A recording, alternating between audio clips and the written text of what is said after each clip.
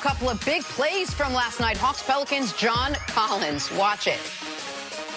Most nights, that would be the alley-oop of the night in the league. No, but Last wait. night, that was not the case. Oh, but wait. John Collins been having a bunch of these highlights. All right, Suns and Warriors. KD, Kevin Durant showing off the passing skills with the no-look to Alfonso McKinney.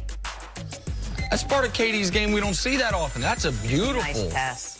No, because they have so much talent, too. They don't need him to do that, to distribute like that, but he's capable. The hardworking Dwayne Wade uses every move in his arsenal Now, to why get is to he the falling basket. down? Now, I'm a big Dwayne Wade fan, but, man, this dude stays on the ground. Man, that was part of the He did a original little marketing campaign, remember? Adidas, fall down 7, get up 8. Watch this. It's part of it. Yeah. Come on, man. He's trying to get everything out in this last dance here. But All here right, we Nick, go. here's what you were talking about. More from the game. Derrick Jones Jr. with the dunk of the year. Watch it in slow motion. I mean, it's to his left hand on the right side. Very seldom you ever going to see someone dunk the basketball and not touch the rim. Yep. Man, the catch, the athleticism. Now, if you're talking about the greatest athletes in the world, this should be part of the display. Dwight Howard gracious. won a dunk contest doing this. The basically throw dunk. This guy should be in the dunk contest and have just people just throwing him alleys. I mean, he can't dribble. He's not too creative the other way, but just throwing him alleys, that's what he does. This is the dunk of the year and one of the best in-game dunks we've ever seen. The degree of difficulty, and watch that 1,000 times. All right, moving on to the Lakers now. Among the many things they have lost, well, Saturday's game, their 5th straight. Lonzo and Ingram both shut down for the year. And perhaps some of LeBron's invincibility? According to an anonymous Western Conference executive, LeBron is, quote, throwing people under the bus every chance he gets. Another executive said, now it's all about deferring and putting blame on somebody else instead of being like an old school guy and saying, I've got to do a better job. Great players and great leaders, that's what they do. That's what Kobe Bryant would have done. That's what Michael Jordan would have done. Nick, what was your reaction to this? All right, now we're getting a little ridiculous here. Now there are a lot of fair criticism about LeBron and the Lakers for this disastrous season. Nobody denies that. But this anonymous Western Conference executive, unless it's an anonymous executive within the Lakers, I'm really curious where he's getting this information. Because he clearly is saying LeBron is doing more things behind the scenes than he's doing publicly. What, he's calling up a guy that runs a rival team, Denver Nuggets. He's like, let me tell you. And I was just making up what it was, some team out west. Here's what I know. What I know is that this is a year where LeBron's leadership style, his approach, didn't work. LeBron's embracing of the idea of getting Anthony Davis or anybody else, that clearly didn't work, most notably maybe for the veterans on one-year contracts, because the young players, at least offensively, are playing fine. But this revisionist history that, let me tell you what Kobe would have done. Stop it. Everyone, we all saw Kobe. We all know, we saw Kobe in a parking lot. To anyone who would listen, saying, Andrew Bynum, you got me with smush, but come on. Now, Jordan, I think, absolutely made his teammates better to a degree much greater than Kobe did. But Jordan also, the idea that he was warm and cuddly about it, that wasn't his leadership style. Now, his leadership style was incredibly effective, almost scaring his guys into playing their best basketball. Why do you laugh? Do you I think it's totally different than that. Even though he was intense, I would say there was no one who was with Michael Jordan on his team that his teammates were afraid just because they had a couple dust-ups. There have been other guys got in fights in practice, but that wasn't Michael's whole mojo. I wasn't saying, I don't think they were afraid because he punched Steve Kerr. I just meant the standard of excellence was so high, and Jordan's commitment every single night that he's going to show up. To me, there was a factor of, if I know he's going to show up in game 38, I better show up in game 38. So I think saying Jordan got the most out of his teammates is totally fair. But we can't, just because the Lakers have had an injury-riddled, terrible season, we can't all of a sudden change what we've seen from LeBron for the better part of 2 decades, which is he's always made guys around him better.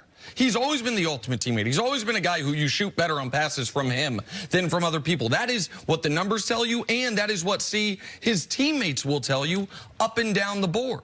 But it's also, he's LeBron James. He's going to get criticized.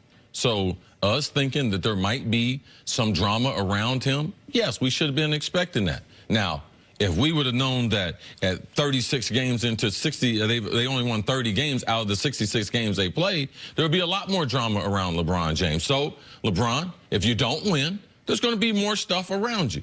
And that's part of being LeBron James. The part that he really missed on was analyzing the type of team. All right, that was a huge mistake. Him, Magic, Pelinka, whoever came up with that was a huge mistake. Him trying to support Anthony Davis or letting people know that he talked to Anthony Davis, that was a huge mistake. So those are the things that LeBron, that he should be, and his camp, like they should feel responsible for. The rest of the season, the injuries, him being injured, I'm sure it's been a very frustrating season, forget Lakers fans, but for LeBron James, because this will be known as the lost season. And if they don't win a championship, we'll look back on this season and be like, wow, it got off to such a bad start and they never recovered. All that I totally agree with.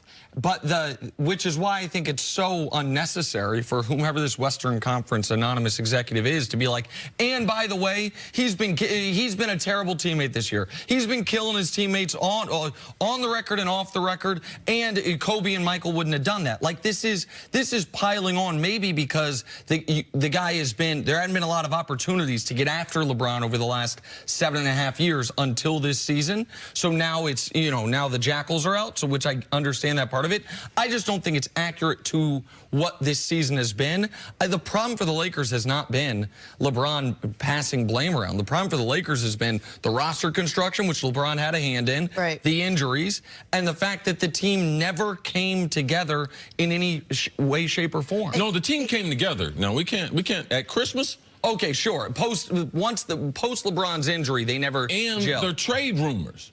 That's the injury, the trade rumors, since then, that's when the season got away from him. It's also been an unprecedented season for LeBron James. He's never had to deal with an injury. He's never missed that many games. He's never had to be a leader and it failed. He's never tried to get someone to come to that magnitude and degree and that publicized, and that didn't work. So maybe this has taken a toll. Maybe not to the degree of what another executive says, but isn't it on the board that things are just crumbling and falling apart behind the scenes? Well, sure, this has been, I don't know about crumbling and falling apart behind the scenes, but the problem for the Lakers right now is they don't have enough good players. People watch the game on Saturday night. LeBron played 28 minutes because they're doing this minutes restriction. In those 28 minutes, in addition going 30, 10, and 12, the Lakers outscored Boston by 11 points. In the 20 minutes he did not play, they got outscored by 24 points. Such is life when Kuzma's out, when Ingram's out, when Lonzo's out, when Ingram, and we'll talk about it more, but when Ingram and Lonzo are going to be out for the remainder of the season, like, you just don't have enough high-level or even mediocre NBA players to compete, even if LeBron is playing well. And I don't think anyone would criticize his level of play on Saturday night, or in particular his level of play on the offensive end since he came back from the injury. Well, since he came back from the injury, the first few games were very, very sluggish. He's definitely not playing at his playing weight. Saturday night against the Celtics, he did look better. And I'm the one that said that LeBron needs to sit down. I believe also LeBron's playing, not only playing for pride, because he wants to be able to show, because he looked a lot more energetic, because the season's over with. Like, this season is lost. Like, you are right. You don't want to blame it on LeBron, but this Lakers season has fallen apart. And you can go from ownership to the front office to the coaching staff and LeBron James. Player, yeah. And LeBron James in that. Because when you sign LeBron at this stage, we don't expect him to get hurt. Oh, everyone gets hurt. Well, he's LeBron James. He's not supposed to get hurt. So that was a huge part, too, these younger players. And that Anthony Davis thing, that helped the season fall apart in its totality. Veteran players, young players, and LeBron admitting, yeah, me and AD talked about this summer, did not help. All right, time now for Put a Grade on It, sponsored by CarMax. Joel Embiid had a strong